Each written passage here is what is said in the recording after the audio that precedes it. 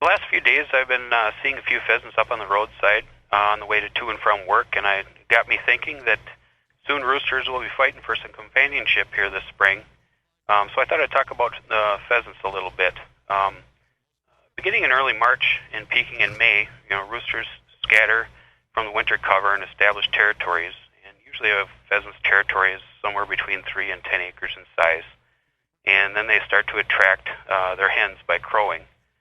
Most of this crowing is going to occur sunrise and sunset. On average, pheasants move 2/3 of a mile between winter cover and nesting habitat. Some may move as much as 1.5 miles, depending on the quality of the cover that they're living in. Each rooster will typically breed 3 to 7 hens. Sometimes fierce battles will happen. It's not real common, though. Most of the disputes are settled just by bluffing. But the sharp spurs and pointed beaks sometimes can be used as weapons. After breeding, the hen will begin nesting and laying 1 egg a day, typically starting in mid to late April, and will continue until her clutch is complete. Clutch is usually around 10 to 12 eggs. The hen alone is responsible for the incubation process. That lasts about 23 days and starts the day that her last egg is laid. So the complete nesting cycle from laying to hatch usually is around 37 days. This makes mid-April to June an extremely vital time for the reproduction success of pheasants. And there are 3 main factors for the nest failure during this period. Nest disturbance by haying or mowing.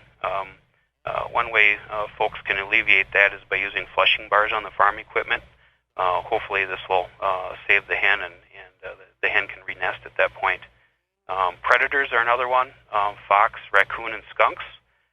They'll either eat the eggs, or if they can get a hold of the hen, they'll do that too. And then the final thing is the weather. A wet spring can equate to low nest success. Pheasants will only have 1 brood per year, but if their nest or eggs are destroyed, they will try to re-nest until it's successful.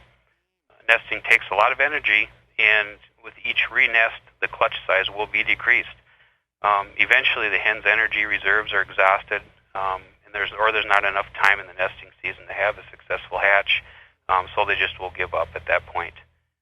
Hen success averages around 50% in areas without much nesting cover, and up to 70%, or actually more than 70% in areas where there's good amount of nesting cover. Pheasant chicks are born ready to run and can leave the nest following the hen in search of food within hours of hatching.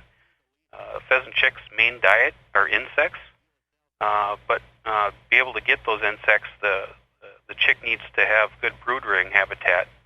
And good brood-rearing habitat means good lateral overhead concealment from predation. So tall grasses are really good, stiff-stemmed grasses. And since they're being hunted themselves, it's good for concealment. From a hatch of a dozen chicks, only about 6 of them are going to survive until the pheasant opener. Yet broods are required, also require ground open at the ground level, and about 30% is kind of what they require.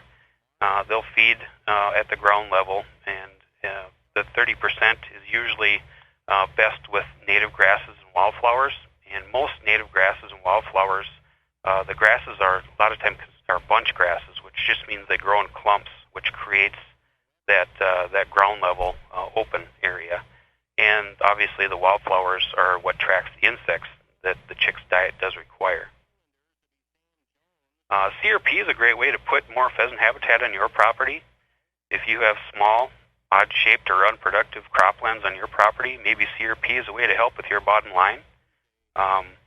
If you're interested in CRP, you can certainly give us a call here at the Soil and Water District at 320-251-7800, extension 3, and we can talk to you about possible CRP options in creating habitat on your property. This has been Jason Selvog with the Stearns County Soil and Water Conservation District with your conservation report. Have a great day.